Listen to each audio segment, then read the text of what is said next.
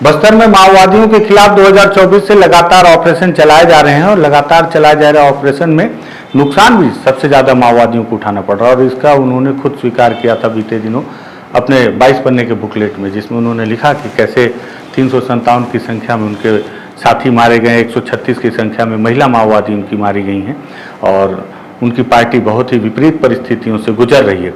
लेकिन इसके बावजूद माओवादी इस तरह के नुकसान उठाने के बावजूद लगातार अपनी उपस्थिति दर्ज कराने की कोशिश कर रहे हैं और लगातार ग्रामीणों को टारगेट भी कर रहे हैं। टारगेट करने के पीछे उनका क्या कारण है और क्या कारण उनके द्वारा बताया जा रहा है, इन सब मुद्दों पर बातचीत करते हैं। साथ ही साथ माओवादियों ने बीते दिनों जो एक हत्या की उसको लेकर भी एक प्रेस नोट जारी किया है, उसमें उन्होंने क्या कारण बताया है, इस पर भी बातचीत करते हैं। नमस्कार, मैं विकास तिवारी हूँ, आप बस्तर टॉकीज देख रहे हैं।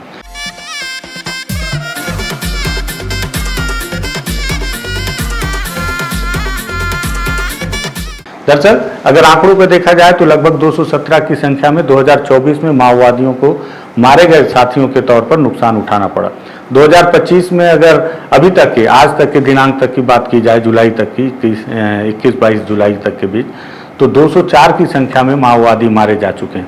इतनी बड़ी संख्या में माओवादी मारे जा रहे हैं और हजारों की संख्या में माओवादियों का समर्पण जारी है।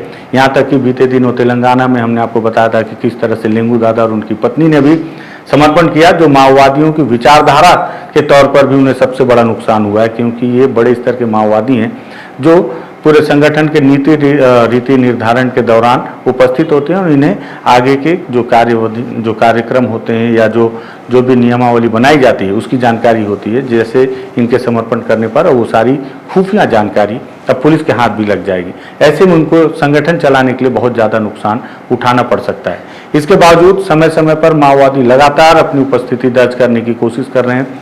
जमीनी स्तर पर उनके जो छोटे कैडर हैं वो लगातार अपनी उपस्थिति के साथ में ग्रामीणों के बीच में दहशत कायम रखने और साथ ही साथ जो भी माओवादी पार्टी के खिलाफ काम करने की कोशिश करेगा उन्हें लगातार मौत के घाट उतारने का काम भी माओवादियों के द्वारा किया जा रहा है। इसी तरह की एक घटना आज भी हुई है बीजापुर में। बीजापुर में लगातार कुछ दिनों से लगातार मैं देख रहा हूँ, आपको याद हो कि 3 लोगों की हत्या माओवादियों ने पहले की थी, जिसमें 13 साल का छात्र था और एक कॉलेज का छात्र था और उसके बाद में एक और ग्रामीण था। उस तीनों लोगों की हत्या के बाद माओवादियों ने प्रेस नोट जारी करके उसका रीज़न बताया। उन्होंने कहा कि ये सारे लोग मुखबिरी किया करते थे। बीते दिनों वहीं पिलूर के इलाके में माओवादियों ने 2 शिक्षा दूत का हत्या किया।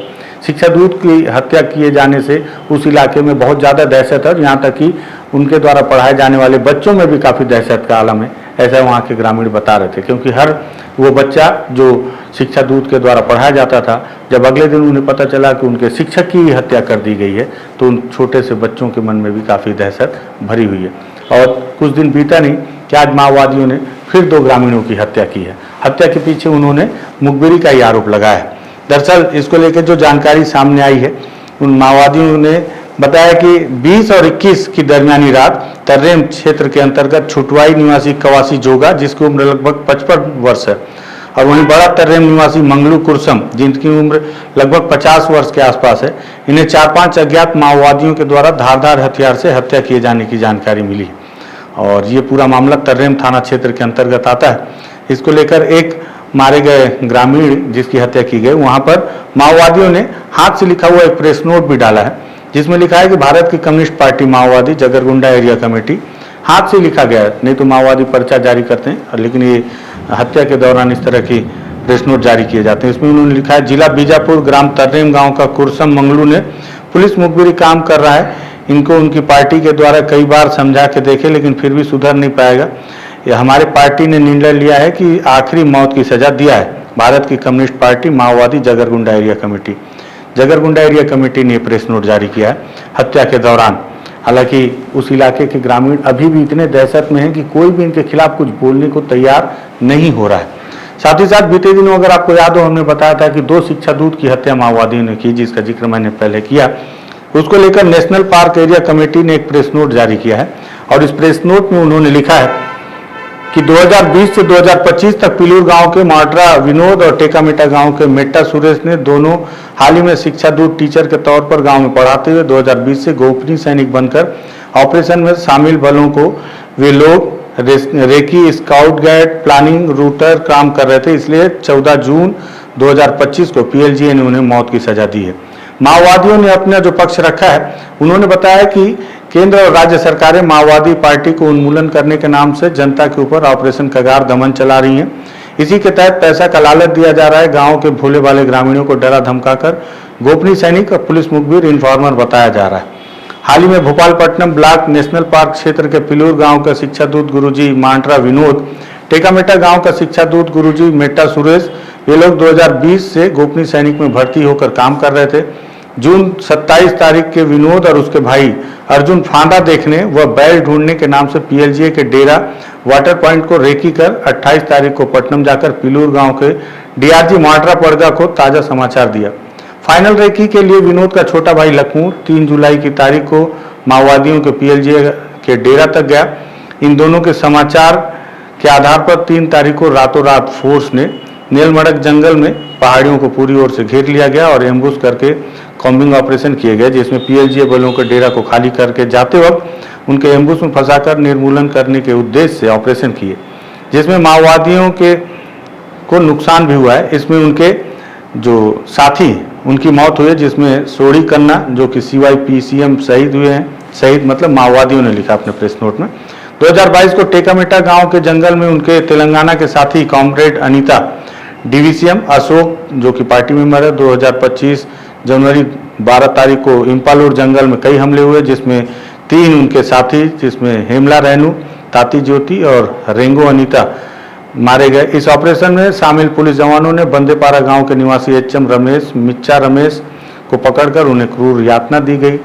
2025 फरवरी 9 तारीख को जलपेर हमले में DVC सचिव कमलू उंगा सहित 31 जो माओवादी मारे गए थे, जिसका हमने ग्राउंड रिपोर्ट भी किया था, उसका जिक्र भी किया है। और 2025 जून 3 तारीख को रातों रात आकर 4 तारीख को चारों तरफ से घेर कर संयुक्त ऑपरेशन में इनके जो CC मेंबर थे गौतम उर्फ सुधाकर और जिसे इन्होंने SZCM लिखा है, पुलिस ने इनको लेकर CC मेंबर बताया था, साथ ही साथ भास्कर ये भी SZCM थे, सहित 6 माओवादियों की हत्या हुई।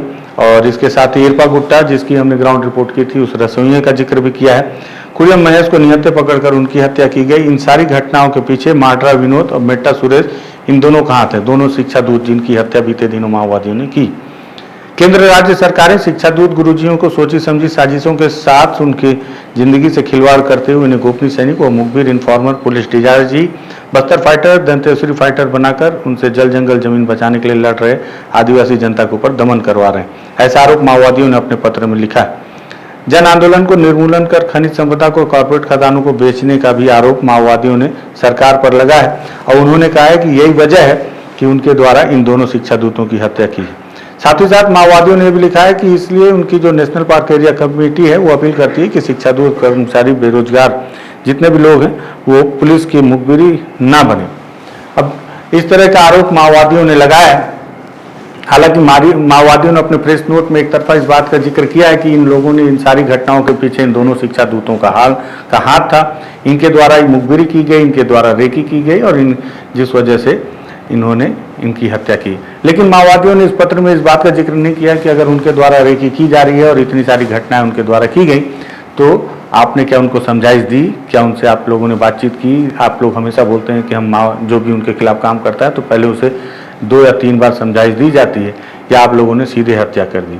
और सबसे बड़ी बात यह है कि 2 शिक्षकों की हत्या करके उन जो छोटे छोटे बच्चों के मन में आपके प्रति जो नेगेटिविटी आई है और जो दहशत भर गया है उसका क्या होगा। क्या आप चाहते हैं कि आने वाली जो पीढ़ी है वो आप ऐसे ही दहशत के बीच अपना जीवन यापन करते रहे।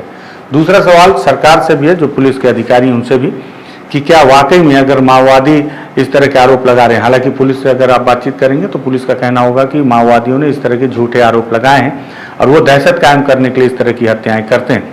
लेकिन अगर मान लीजिए ये घटना सही है तो क्या आप मुखबिरी के तौर पर वाकई में इस तरह से शिक्षा दूत और मितानिन और अन्य जो सरकारी नौकरी में हैं या अन्य लोग उन्हें इस्तेमाल करते हैं? अगर करते हैं तो फिर आपको इस बात को स्वीकार करना होगा कि ये आपके मुखबिर थे और फिर उन्हें क्या मुआवजा उनके परिवार को आप देंगे। क्योंकि जब भी मुखबिरी के तौर पर माओवादियों के द्वारा हत्या की जाती है तो सरकार के द्वारा या पुलिस अधिकारियों के द्वारा कह दिया जाता है कि ये निर्दोष ग्रामीणों की हत्या है।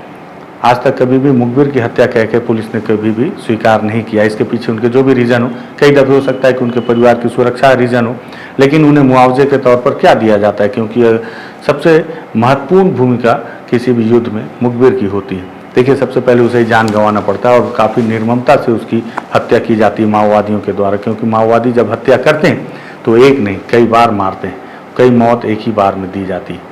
इस तरह की हत्याएं हो रही।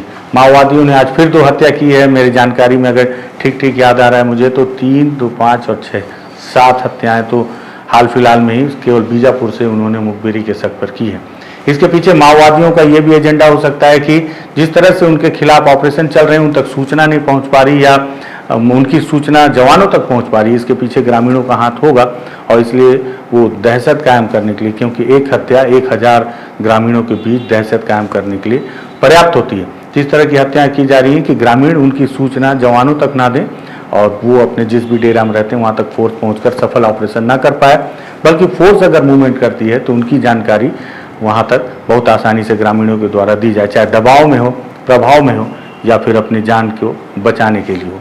तो इस तरह के दोनों के एजेंडे हो सकते हैं या दोनों के अपने काम करने का तरीका, लेकिन जो भी हो घटना बहुत दुखद है, क्योंकि निर्दोष ग्रामीण कब तक बस्तर का आदिवासी मारा जाता रहेगा, कभी मुखबिरी के शक में, कभी क्रॉस फायरिंग में और या फिर कभी माओवादियों के समर्थक होने के कारण या माओवादियों को राशन या उनको रसद सामग्री देने की वजह से भी कई बार ग्रामीणों को अपने जान से हाथ धोना पड़ता है। इस तरह की घटनाएं बस्तर में लगभग अब रोज आम हो चुकी हैं, रोज केवल मौतें हो रही हैं। मुझे लगा माओवादियों ने जो पत्र भेजा है, पत्र में जो बात रखी है, उससे माओवादियों से भी सवाल होना चाहिए कि क्या करे वो ग्रामीण, मुखबिरी कर रहा है क्या करे। अगर पुलिस को मना करेगा तो पुलिस जेल में भेज देगी, तब उनके जमानत के लिए कोई नहीं आएगा, और अगर आपके लिए काम, पुलिस के लिए वो काम करता है तो आप उसकी हत्या कर देंगे। कुल मिलाकर बस्तर के अंदर का जो निर्दोष ग्रामीण है वो फंसा हुआ है। जिधर ज़्यादा शक्ति होती है उस तरफ उसको जाना पड़ता है और दूसरी शक्ति हमेशा उसके जान को लेने पर आतुर होती है। ये जानकारी मुझे लगा बेहद ज़रूरी थी, इसलिए इस वीडियो को हमने तैयार किया। पसंद आया तो पसंद आए, क्या हत्या में क्या पसंद आएगा। मुझे लगता है कि इसको आपको शेयर करना चाहिए कि और भी लोग देखें, विचार करें, समझें कि क्या चल रहा है बस्तर में। बस्तर टॉकीज को आप चाहें तो सब्सक्राइब कर सकते हैं। धन्यवाद।